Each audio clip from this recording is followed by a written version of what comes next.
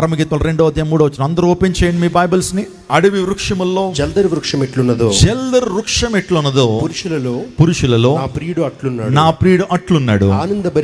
ఆనందభరితనై నేను అతని నీడను కూర్చుందును. ఈ నీడ పేరు ఏంటో చెప్పమంటారా? ఈ నీడ జల్దరు వృక్షపు నీడ అనండి అందరూ. మొదటి నీడ ఏంటి? ముండ్ల పొద నీడ. రెండవ నీడ బదరీ చెట్టు నీడ. మూడవ నీడ ముండ్ల, చెప్పండి, జల్దరు వృక్షపు నీడ. మీరు అరకు ఫ్రూట్ మార్కెట్లోకి వెళ్ళి జల్దర్ పండు అని అడగండి రేపు. జల్దర్ పండు ఇవ్వండి అని అంటే, బాబు అటువంటి పళ్ళు ఇక్కడ ఏం లేవంటారు. ఎంతమంది జల్దర్ పండు అంటే ఏంటి? Very good, Apple. జల్దర్ పండు అంటే ఎవరు రెస్పాండ్ అవ్వరు మనకి, కానీ యాపిల్ పండు అంటే అందరూ తీసుకెళ్ళండి యాపిల్స్కే అంటారు. ఇప్పుడు రోజున జల్దరు పండు అంటే యాపిల్. ఇప్పుడు షూలమిత్ అంటుంది ఏమనో తెలుసండి, ఈ జల్దరు వృక్షపు నీడ, ఈ నీడ దేనికి సాదృశ్యంగా ఉందంటే మన ప్రభును రక్షకుని యేసుక్రీస్తు ప్రభు నీడకు సాదృశ్యంగా ఉంది. గట్టిగా చప్పలు కొడుతూ దేవుని పరచండి. ఈ నీడలో ఆనందభరితనైన అతని నీడను కూర్చుందును. ఈ రోజున అందరూ కూడా ఈ నీడకు రావాల్సిన వారుగా ఉన్నారు. ఈ నీడ మన ప్రభుని యేసుక్రీస్తు ప్రభు వారికి సాదృశ్యంగా ఉంది. ఈ నీడలో ఆనందం ఉంది, ఈ నీడలో ఆశీర్వాదం ఉంది, ఈ నీడలో సమస్యకు పరిష్కారం ఉంది, ఈ నీడలో స్వస్థత ఉన్నది, ఈ నీడలో ఆత్మ సంపూర్తి చేసేటువంటి గొప్ప కార్యాలు ఉన్నాయి, ఈ నీడలో నిత్య జీవం ఉంది, ఈ నీడలో పరిశుద్ధాత్మ నింపుదల ఉంది, ఈ నీడలో నీ ప్రతి సమస్యకు పరిష్కారం ఉంది. స్తోత్రం చెప్పడం. హల్లెలూయా. ముండ్ల పొద నీడలో ఈ రాత్రికాల సమయంలో నువ్వు ఉన్నట్లయితే దేవుడిని పిలుస్తున్నాడు, రా జల్దరు వృక్షపు నీడలోకి రా. ఈ నీడలో ఆనందము, ఈ నీడలో సంతోషం, ఈ నీడలో శాంతి, ఈ నీడలో సమాధానం, ఈ నీడలో నిత్య సుఖములు, ఈ నీడలో నిత్య జీవము, పరలోకపు ఆనందము ఈ నీడలో ఉంది. వస్తావా? చాలామంది ఈ నీడలోకి వచ్చారు, వారి జీవితాలు వెలిగించబడ్డ. జక్కయ్య అనేటువంటి ఒక సుంకపు గుర్తుదారుడు ఈ నీడలోకి వచ్చాడు, తన జీవితం మారింది. ప్రభు అంటున్నాడు, నేడు ఈ ఇంటికి రక్షణ వచ్చింది. ఇతడు కూడా అబ్రహాము కుమారుడే. సమరయ గ్రామంలో ఒక స్త్రీ ఉంది, పాపపు కడవ పట్టుకుని అనేక మంది పాపంలోకి తీసుకువెళ్తున్నటువంటి ఆ స్త్రీ ఆ నీడలోకి వచ్చింది. ఒక రోజు ఆమె జీవితం మార్చబడింది. నేను చేసినవన్నీ నాతో చెప్పిన మెస్త ఏని కాడా అని చెప్పి ఆ నీడకు వచ్చిన ఆమె గొప్ప స్వార్థికురాలుగా మారింది.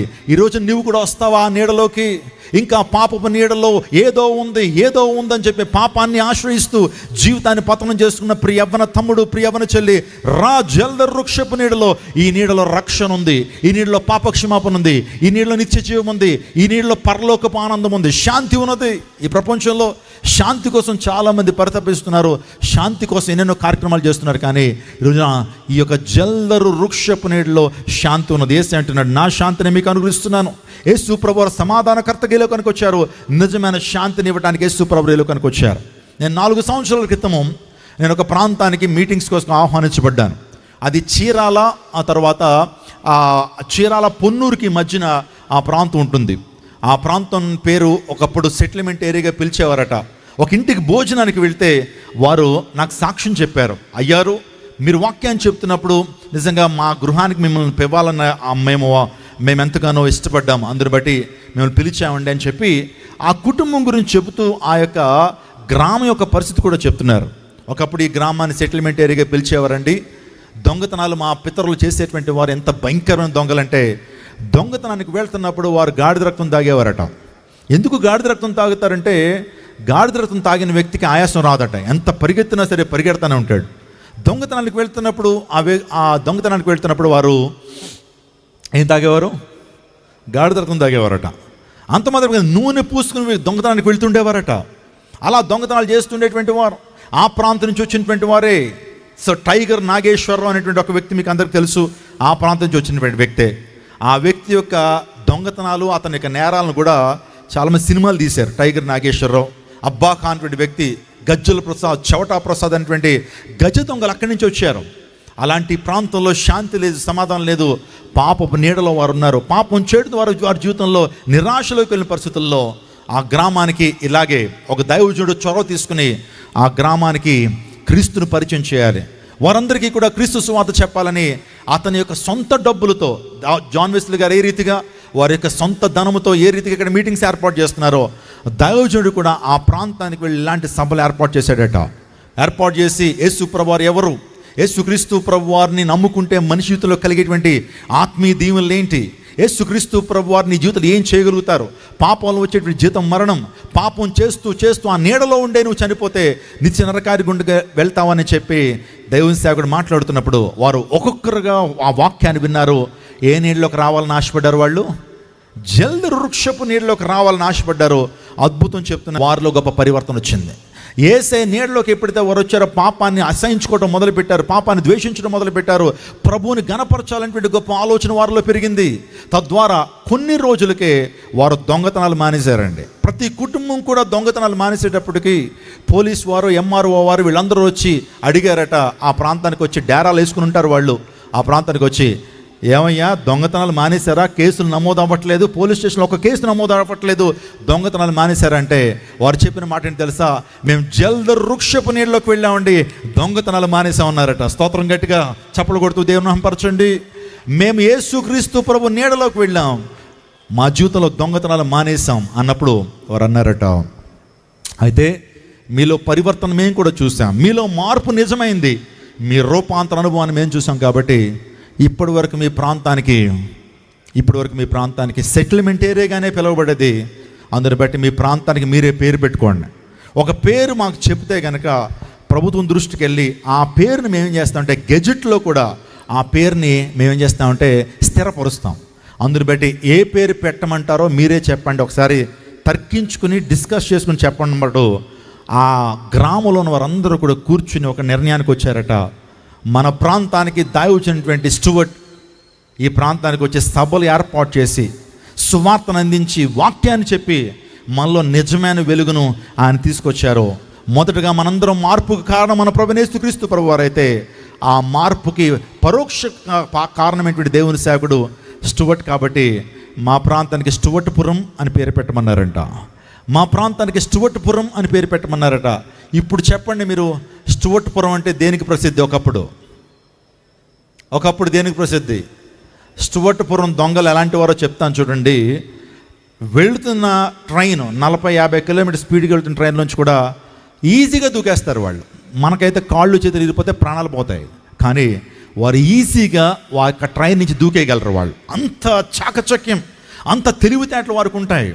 అలాంటి వారు ఈరోజు నుంచి చెప్తున్నాను, ఆ ప్రాంతంలో ఒక్క దొంగ లేడండి. ఈ రోజున స్టూవర్ట్పురం అనే ప్రాంతానికి మీరు వెళ్ళండి. అక్కడ అనేక మంది దేవుని సేవకులు ఉన్నారు, అనేక మంది ఎవాంజలిస్టులు ఉన్నారు, అనేక మంది సాఫ్ట్వేర్ ఇంజనీర్లు ఉన్నారు, అనేక మంది డాక్టర్లు ఉన్నారు.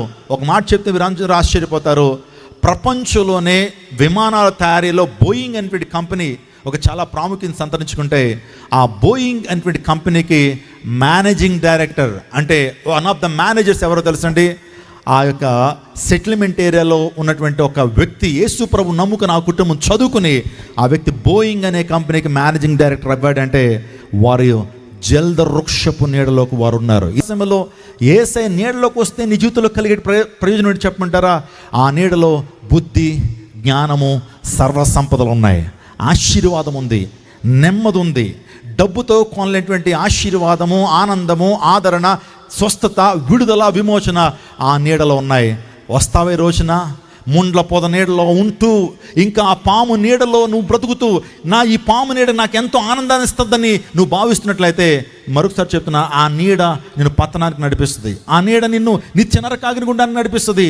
ఆ నీడ నీ కుటుంబాన్ని పాడు చేస్తుంది. ఒకవేళ ఆ నీడలో ఉంటూ నువ్వు మరొక నీడలోకి వెళ్తావు, అదే బదరీ చెట్టు నీడ, నిరాశలోకి వెళ్ళిపోతావు. అలాంటి పరిస్థితుల్లో ఒకవేళ ఈ రాత్రి కాలం ఉన్నట్లయితే ఈ సభలు ఎందుకో తెలుసా? నిన్ను ఆ నీడలో స్థిరపరచడం కొరకే ఈ సభలు. వస్తావా ఈ రాత్రి కాల సమయంలో?